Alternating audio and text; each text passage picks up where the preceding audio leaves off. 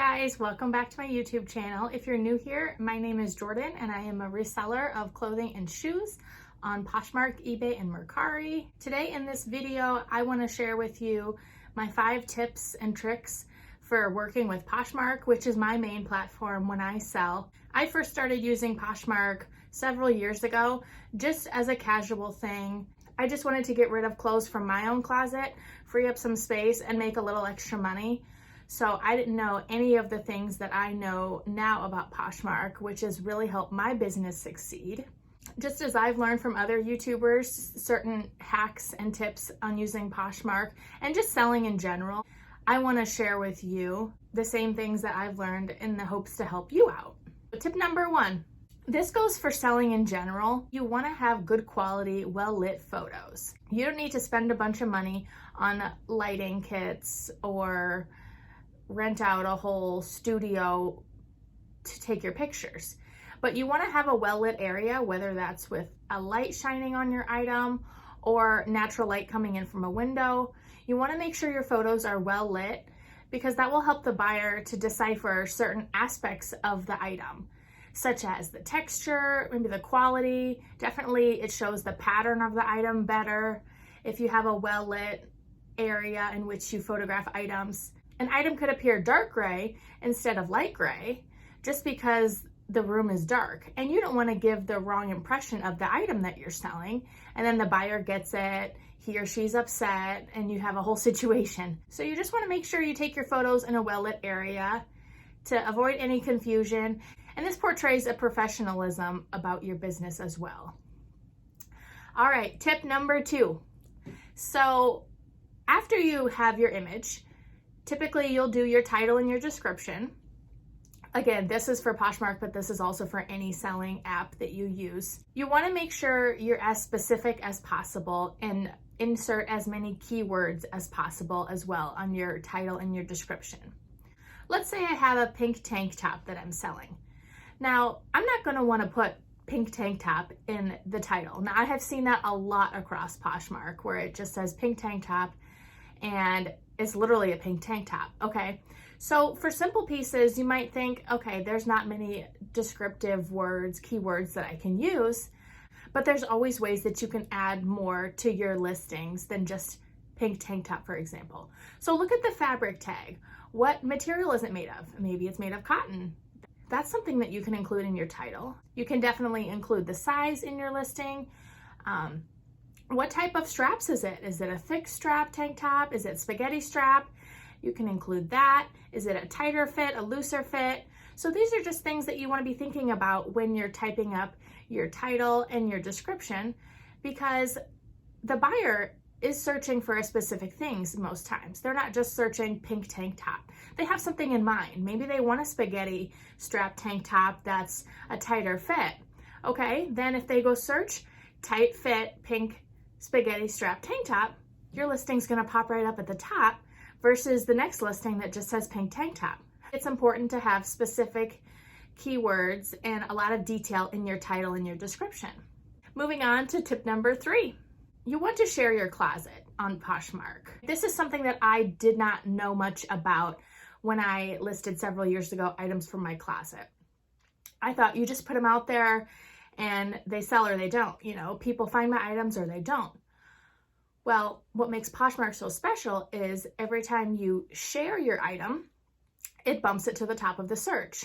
So when you're searching on Poshmark, the default filter at the top is just shared. It's going to pop up at the top the listings that are the most recently shared. If you don't share your closet for a week or even a few days, your listings automatically go down. Now there's a way for the buyer to change that default of just shared to something else. But in most cases, most Poshmark users, the default is just shared. You want to make sure that you share your closet multiple times a day. That means going through each listing and clicking share to followers. This will bump your item to the top and get it seen by more people. Even if you have an amazing listing with a great photo, a great description and title, but it's never shared, then you're losing out on so many potential buyers by your item just keep dropping down because it's not being shared enough. So that is tip number 3. Tip number 4 is super important. I know this might be specific to the seller, but me as a seller, I like to send offers to the people that like my items. If someone sees one of my items and likes it, when they click the little heart next to the item, that means they like it. And when they like that item, I get a notification. So anytime I get a notification, I like to send an offer of 10% off the item plus discounted shipping. Poshmark requires discounted shipping when you send an offer. Sometimes I wish it wasn't that way, but it is. You can send any kind of custom offer. It doesn't have to be 10%. It could be 20, 30, 50% off. I like to stick to 10%. The reason I do this right after they like it is because the item is fresh in their mind. Say they're looking for a dress for an event and they like my item.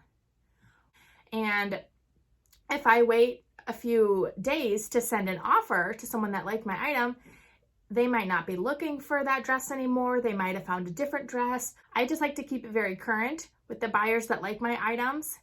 Stay on top of sending offers because most times I get sales from that quick offer that I send right after they like it, which is awesome. In Poshmark, you'll find that most of your sales, maybe this is specific for me, but majority of my sales come from offers, whether it's from the buyer sending me an offer or me sending them an offer. That's why I like to price my items so that I have a little leniency in how much I'm willing to profit from the item. I put myself in the buyer's shoes and I like to find a good deal when I'm out shopping or when I'm online shopping just as much as anyone. So I don't always accept every offer, but I'll always certainly counter the offer and never decline an offer. The last and final tip number 5, is making sure you stay active on Poshmark. Like I said before, you don't want to just drop off for days, not share your closet. But more than that, you want to engage in your customers. You want to make sure that you have great customer service in that, for example, in my listings, I put at the bottom of every single listing that my items ship the same or the next business day. I like to put that in there because maybe it'll get me a sale versus someone selling the same exact item as me. And if they need that item right away, it might give me that extra push to make the sale with them versus someone else selling the same exact item because I do ship the same or next business day.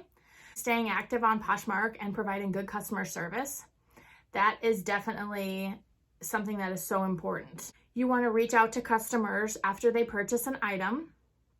I always like to comment on the item and say, thank you for your purchase. I will ship this out tomorrow or today, depending on what day it is. And it just gives that element of a professionally run business. It makes for a lot of repeat customers, I'll tell you that.